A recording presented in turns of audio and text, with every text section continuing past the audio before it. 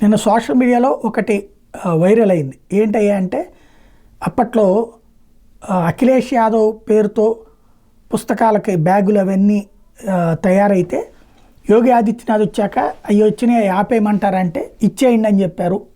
అలాగే ఇప్పుడు చంద్రబాబు గారు కూడా జగన్ పేరుతో ఉన్నటువంటి జగన్ ఫోటోలతో ఉన్నటువంటి వాటిని కూడా ఇచ్చేయమని చెప్పారు అని చెప్పి వాస్తవంగా ఎలక్షన్స్ ముందు ఒకసారి గుర్తుకు తెచ్చుకుంటే మనం కూడా వార్త వీడియో చేసుకున్నాం. ఎలక్షన్కి ముందు ఈ ప్రింటింగ్కి దాని మీద ఆ మార్గదర్శకాలు రిలీజ్ చేసింది ఎన్నికల సంఘం. ఎలాంటి ఫోటో ఉండటానికి వీల్లేదని పుస్తకాలు వీటి మీద కూడా ఇదివరకు పుస్తకాల మీద కూడా ఫోటోలు ఉండేది జగన్వి, నోట్ పుస్తకాలు వీటి మీద కూడా అవేం ఉండటానికి వీల్లేదని ఆదేశాలు ఇచ్చింది.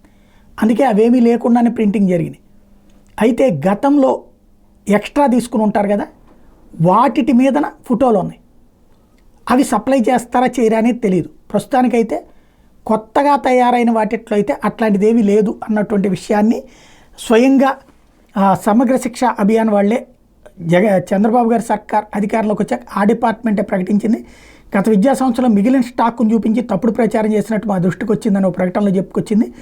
విద్యా సంవత్సరంలో విద్యార్థులకు అందించే స్టూడెంట్ల కిట్ల మీద జగన్ ఫోటో ఉన్నా సరే విద్యార్థులకు పంపిణీ చేయాలని ముఖ్యమంత్రి చంద్రబాబు ఆదేశించారని పేర్కొంటున్నటువంటి అంశం మీద వివరణిస్తూ 2024 విద్యా సంవత్సరానికి గాను పంపిణీ చేసే స్టూడెంట్ కిట్లోని వస్తువుల మీద కూడా ఎట్లాంటి రాజకీయపరమైన చిహ్నం కానీ పేర్లు కానీ ఉండవని, చిహ్నాలు ఫోటోలు ముద్రించకూడదని ఏడాది మార్చిలో వస్తువుల సరఫరాదారులతో జరిగిన సమావేశంలో స్పష్టమైన ఆదేశాలు ఇచ్చినట్టు చెప్పారు.